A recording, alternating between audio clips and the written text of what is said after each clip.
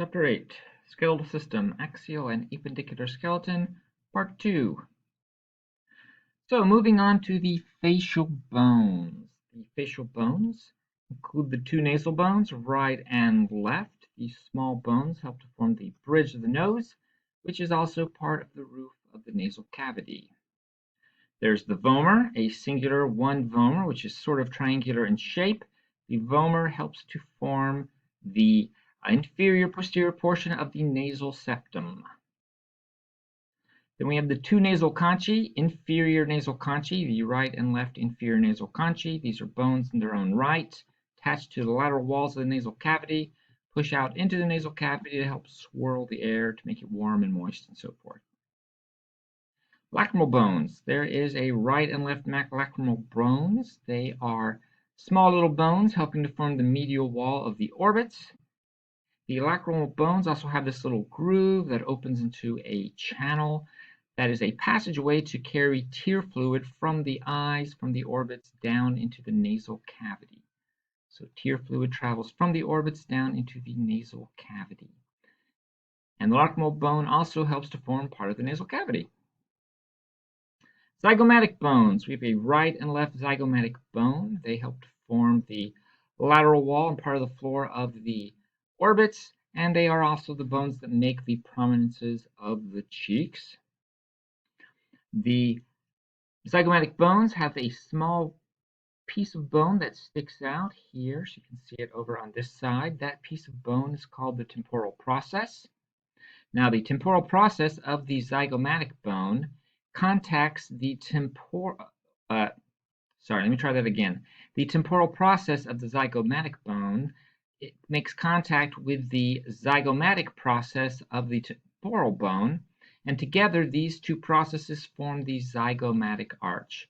So again, the temporal process of the zygomatic bone connects to the zygomatic process of the temporal bone, and together the two processes make the zygomatic arch. All right, then we have the palatine bone. We have a right and left palatine bones. So here's the right one and the left one, shaped kind of like an L. The small part of the L is the horizontal plate, which helps to form the hard palate. And the longer part of the L is the perpendicular plate, which helps to form part of the nasal cavity. So horizontal plate, hard palate, perpendicular plate, lateral wall of the nasal cavity makes the L. We also have the maxilla bones, or maxillae. There's a right one and a left one. They help to form the anterior portion of the hard palate, which therefore means they're helping to form the floor of the nasal cavity. They hold our upper teeth. Again, teeth are not bones. They house the maxillary paranasal sinuses and also help to form part of the floor of the orbit. So when we look at the maxilla, here's the maxilla by itself. We see that it has a small hole underneath the orbit. That's called the infraorbital foramen. The ridge along where the teeth connect to the maxilla is referred to as the alveolar process. So that long ridge is the alveolar process. And then the thin opening here is called the infraorbital fissure, technically between the maxilla and the sphenoidal bone. We also see, if we take an inferior view of the skull, that the maxilla helps to form the anterior portion of the hard palate. So that portion of the maxilla bone is called the palatine process. So the palatine process of the maxilla bone and the horizontal plate of the palatine bone forms the hard palate, which is the roof of the oral cavity and the floor of the nasal cavity. Here's the mandible. Mandible is the only movable bone of the skull, helps to form the oral cavity, and also, of course, holds our lower teeth. We look at the mandible by itself, we see that it has this smooth, rounded knob called the condylar process, right and left condylar process. This is what fits into the mandibular fossa of the temporal bone, giving us the temporomandibular joint. Then there's a little dip that's referred to as the mandibular notch, and then it rises up again to form what's known as the coronoid process. So mandibular notch, coronoid process. And there's right and left of those. This bone tissue here sticking up is the ramus, and then this part of the mandible sticking out and holding the teeth is the body. So body, ramus, condylar process, dips down to the mandibular notch, rises up to the coronoid process. We also have this ridge where we see the teeth are. That ridge along the mandible is called the alveolar process. There's a opening, right and left opening toward the front of the mandible called the mental foramen. So we have a right and left mental foramina. And then on the inside of the mandible, on the posterior side of the ramus is an opening called the mandibular foramen. Again, there'll be a right and left mandibular foramen.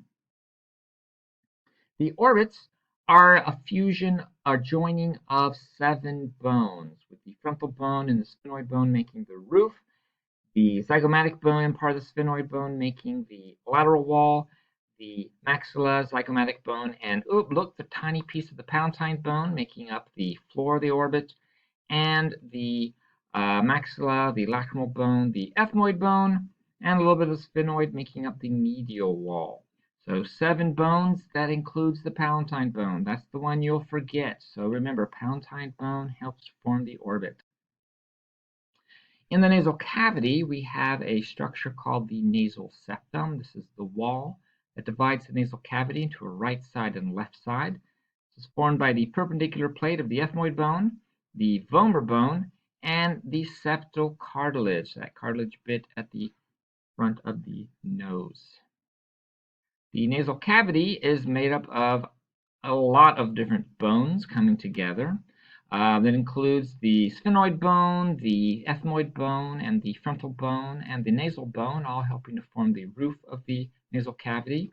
Each of the lateral walls includes the ethmoid bone, the inferior nasal concha, the maxilla, the palatine bone, the nasal bone, lacrimal bone, and sphenoid bone.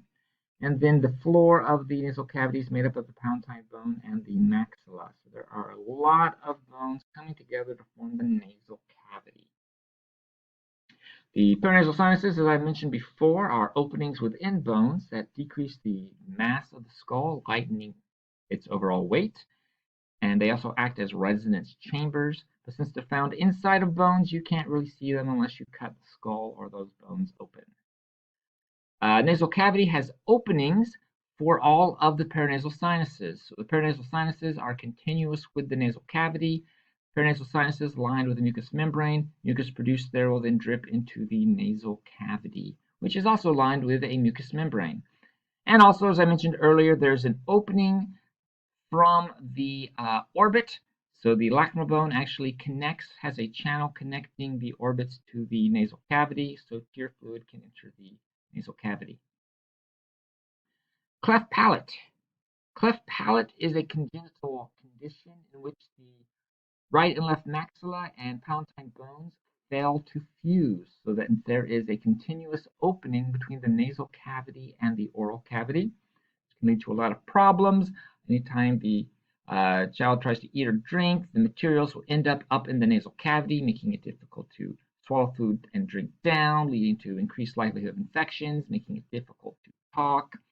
However, cleft palate can be treated by a series of surgery over years. So this infant is actually the same as this little boy here, which is the same as this young boy here. So you can see that over time and surgery, they were able to correct that disorder. The skull of the fetus and infant is not completely formed.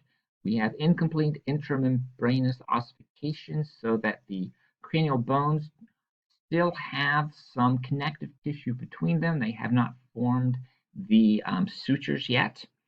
Those connective tissue spaces are referred to as fontanelles. So that's all you need to know, is that there are fontanelles in the fetal and infant skull. That's why the skull of an infant is somewhat soft. You don't need to worry about these names.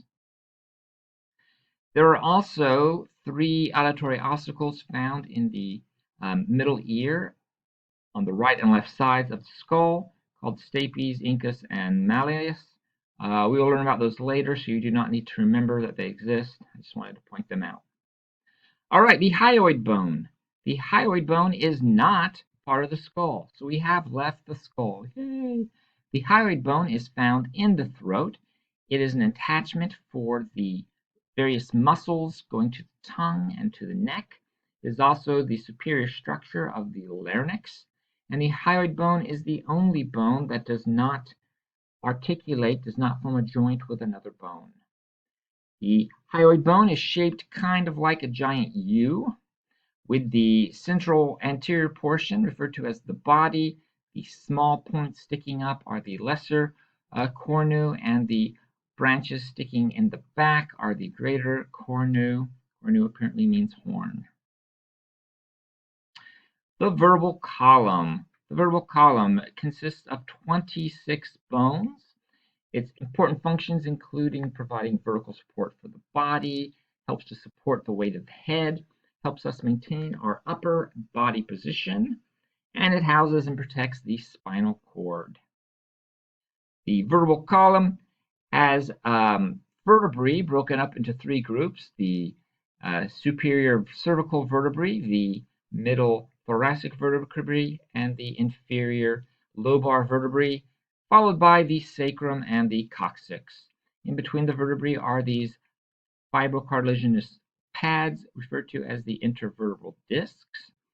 There are 7 cervical vertebrae, there are 12 thoracic vertebrae, and 5 lumbar vertebrae.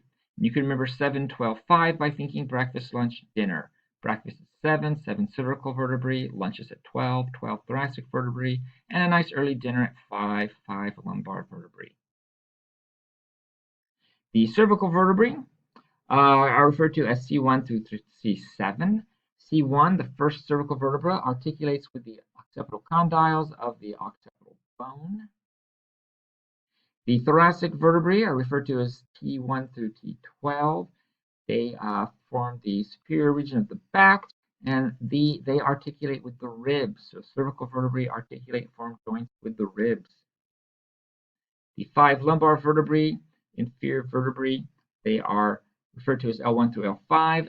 They are thick and big, and L5 articulates with the sacrum, which then leads to the coccyx. So sacrum is actually a fusion of 5 sacral vertebrae that are completely fused in the late 20s. They articulate with the coccyx. They also form fibrous joints with the os coxae, the hip bones. And the coccyx, at the very end, is the tailbone.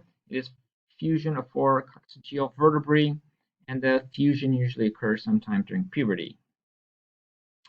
The vertebral column is not a straight line. It is actually curved. So you have a anterior or convex cervical curvature, the concave thoracic curvature, the convex lumbar curvature, and the concave sacral curvature, which then gives us the ability to stand upright. However, sometimes there are disorders that lead to exaggerations or abnormal curvature. Kyphosis, also known as hunchback, is an exaggeration of the thoracic curvature, often develops in elderly individuals. Lordosis is an exaggeration of the lumbar curvature, also known as swayed back. While this can develop in pregnant women, you do not have to be pregnant to develop lordosis. And then scoliosis. Scoliosis is an abnormal lateral curvature, usually in the thoracic region. So scoliosis, abnormal lateral curvature. And that is it for this part of the lecture.